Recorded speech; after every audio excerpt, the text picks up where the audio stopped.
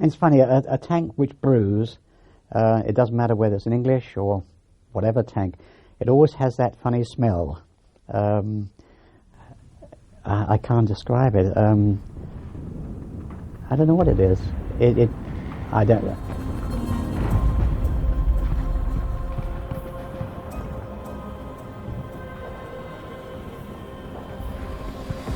As darkness fell on the 17th of July, we emerged from our peaceful orchard and started on our final trek to the concentration area. It was about 1 a.m. that we arrived into this sea of golden corn strewn with gliders from the D-Day landings.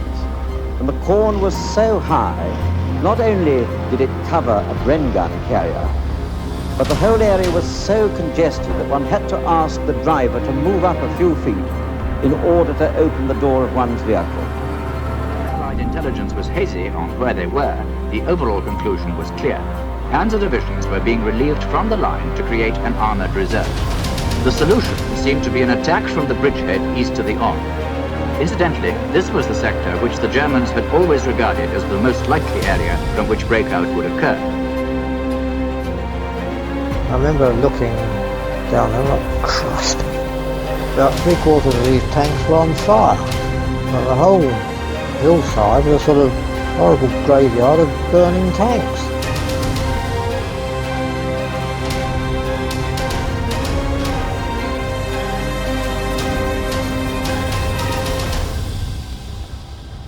Now the situation had changed considerably.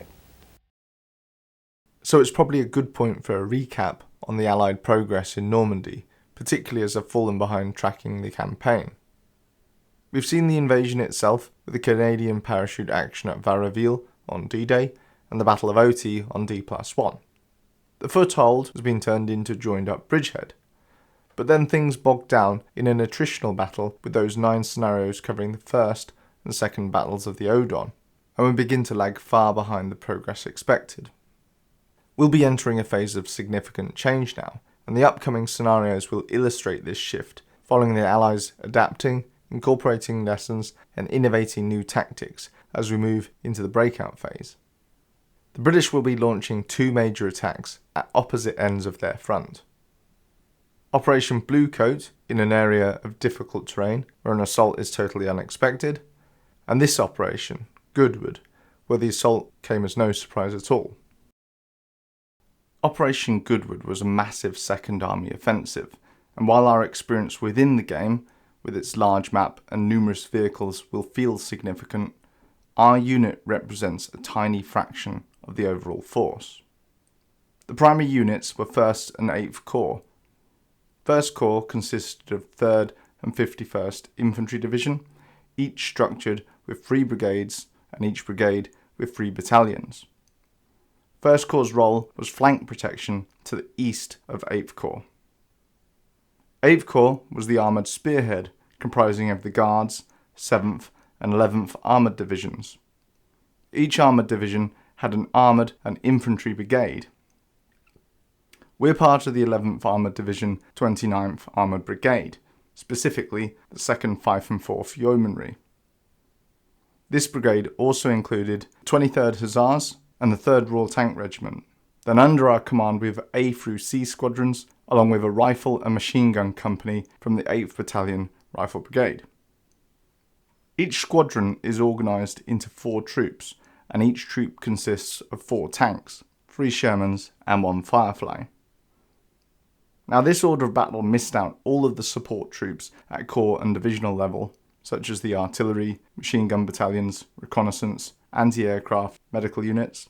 So whilst we might have 57 tanks on paper, we are a very small component of 8th Corps' advance.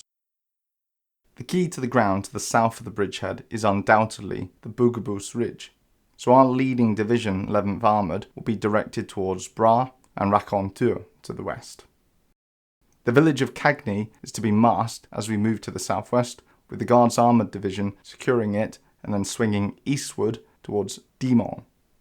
Finally, 7th Armoured Division would advance between the 2 other divisions. Masking and bypassing Cagney is an important characterisation of how I'm going to play this scenario and a good way to look at the operation's conduct. As the British commander, the order of the day is to press on as fast as possible. We have multiple armoured brigades following up behind us, and we must push on to clear away, even if they have to mop up behind us. I'm not going to get into the whole breakout versus Operation Cobra Armoured Diversion debate, but this should be a rapid advance, instead of the usual slow grind taking village by village. Ahead of the attack, a massive air raid and artillery bombardment will be launched in direct support of the ground forces. When it comes to gameplay, this means the ground will be cratered and a heavy haze will cover the map, representing dust blown up by the raid. We're going to be playing with Bill Hardenberger's Hardcat rules, and these are designed to simulate the chaos of real-world warfare, adding a layer of command friction, making things a bit more challenging. We'll go over the specifics as we encounter them, but the core idea is that you rely on your unit's situational awareness, and a greater emphasis is placed on maintaining good communications. In addition to this, I want to set some of my own restrictions, so commands will be passed down the hierarchy, last received orders will be tracked, and I'll try to impose delays as they filter down the line. This is, however, only going to be going down the pecking order, so things like sit reps coming up will be left to the game. Now, I don't think I'm going to be able to consistently say Bourguébus Ridge, so I'm going to use the terminology that the British used at the time. Bugger-bus. So from the briefing, the situation so far. The morning has started with a massive bombardment supported by strategic bombing to our front. 3rd Royal Tank Regiment has led off, followed by the 2nd Fife and 4th and the 23rd Hussars. And as they clear the dust blown up by the bombardment, all they initially face is bewildered Germans looking to surrender. By 0925, 2nd Fife and 4th are at Demoville, and at 0936, 3rd Royal Tank Regiment is in the vicinity of Grenfell, where Germans have begun firing on them. They bypass this and head off towards Hubert Folly. For the 2nd Fife and 4th, C Squadron, the regiment's reserve, is nearly annihilated near Cagney.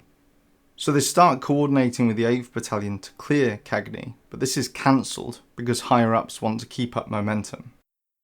At 10:30, 3 Royal Tank Regiment reports west of Soliers, north of Hubert Folly and Bras, and they decide that they're going to capture this to springboard onto the Bourguébus Ridge. The briefing actually goes into some detail explaining the scout mission that is sent on ahead, and it corresponds with what's seen in the book, so I'd highly recommend reading both if you get a chance. But at 11:30, 3 Royal Tank Regiment decides they can advance onto Hubert Folly, and they're promptly ambushed. So it's now up to 2nd Fife and 4th to advance onto the Bourguébus Ridge, taking it from east of Soliers via Bourguébus and Tilly-le-Champagne.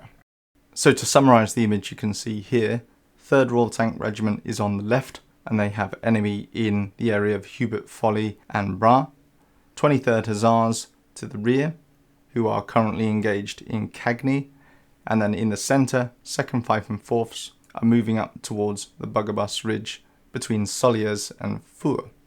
Over to their right in Freneville, we've been taking fire, and then at Grenfell, there's those guns that 3 Royal Tank Regiment bypassed. Mission. Your objective is to take the Bourguébus Ridge located to the south. Once this ridge of high ground is taken, it can be used as a springboard for exploitation and could result in the cracking of the German defences near Caen. In accomplishing this objective, it may be necessary to clear out the towns of Soliers and Four. So the provided plan? The gap between Four and Soliers is about 1,000 yards wide and is probably a single squadron frontage. You should send B Squadron in the lead and leave A Squadron in support behind B Squadron. Keep 2 troops of A Squadron as flank guards on the left, since that seems to be the side where most enemy fire is coming from. Speed is important. Make sure that you are moving fast or quick to your destination, because if you loiter in a kill zone, your tanks will all be smoking wrecks in seconds. Now I decided to follow the direction and push between the Soliers and Four gap, and I also kept 2 of A Squadron's troops on my left, where most of the enemy fire is supposed to be coming from. The remaining 2 troops would face towards Soliers, and my anti-tank guns would be split evenly across the front. B Squadron would make their dash through the gap, then form up at the base of the ridge on a baseline square to the slope. The right-hand troops of A Squadron would then follow, and if feasible, the left-hand troops would follow after. Of the 2 villages, Soliers is larger and more complex. During the push, A Squadron's flank guards would have reasonable sight into Four, but Soliers would prove to be more difficult, so I chose to smoke the right-hand edge of the gap. The infantry would be tasked to clear Four. It's smaller of the 2 villages, so potentially quicker, and we're less likely to get bogged down. We can also use it as a base or jumping off point to attack the ridge, and then considering the larger picture, we have 3 Royal Tank Regiment engaged on our west, but there is a gap to our east, so this means we can have a defensible piece of terrain covering the east. Scout platoon will lead off with the task of doing a dash reconnaissance, and the infantry platoons will follow on to secure the actual village. 11:30. 2nd, 5th and 4th Yeomanry's commander and the commanders of A and B Squadron both become aware of SP guns in the vicinity of Four. B Squadron also takes its first tank casualty. I won't be tracking destroyed, immobilised or abandoned vehicles, so unless I can get the crew to mount up again, a loss will be counted as a loss.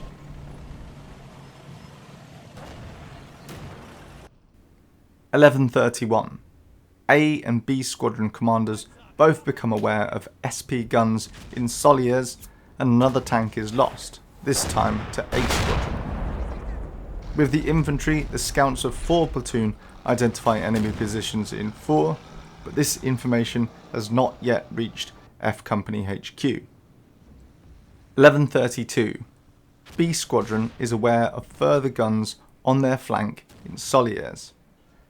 2nd, 5th and 4th Commander still doesn't have enough information to change course, and B Squadron's orders remain the same. Likewise, F Company does not have enough information to plan their infantry attack on Four. This changes at 11:33 when word gets back from the scouts, who report 3 sections burning to the east of Four and 2 sections commander knocked out on the west. 11:34. F Company decides to attack Four square on and prepares orders for 6 and 7 platoons, with 5 platoon acting as reserve. 11:35. 2nd, 5th and 4th Commander loses communications with B Squadron, and to their horror observes smoke pillars rising on the southern end of the gap. B Squadron Commander, 2IC and the next senior troop commander have been knocked out, leaving B Squadron out of my control, operating on their last orders.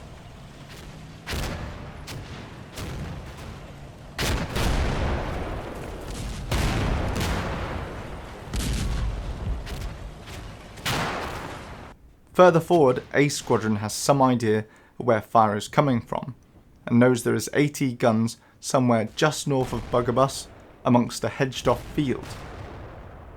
This information reaches 2nd, 5th and 4th Commander, along with a final message from B Squadron, reporting 80 guns on the ridge.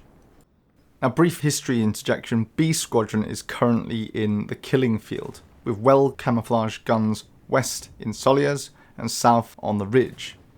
This scenario has to compress time slightly to catch everything that happens, but Chapter 7 and the subheading Cauldron of Four explains this in forensic detail. F Company receives their orders and begins preparing to move, but there will be a slight delay as they need to liaise with the M3 Honeys of 1 Troop HQ. So 1 Troop HQ has been detached from their scout role with the 2nd, 5th and 4ths to act as light tank support for the infantry. 11:36. The HQ troop is briefed up and prepares to move. Unknown to everyone, B Squadron has been completely destroyed. 11:37, F Company and the Honeys move off, and A Squadron's commander decides to order 4 and 5 troops forward to improve protection on 2nd and 3rd troops' flank. 11:38, 4 and 5 troops receive their orders and prepare to move. Then at the same time, 2 and 3 troops begin receiving indirect fire. They safely button up in time, but a tank destroyer from B Troop is knocked out when a mortar lands in their open turret. 11:41, E Company moves off, and having shaken out into attack formation, F Company engages in a firefight with the edge of 4's defences. They'll aim to gain fire superiority and assault into close quarters fighting.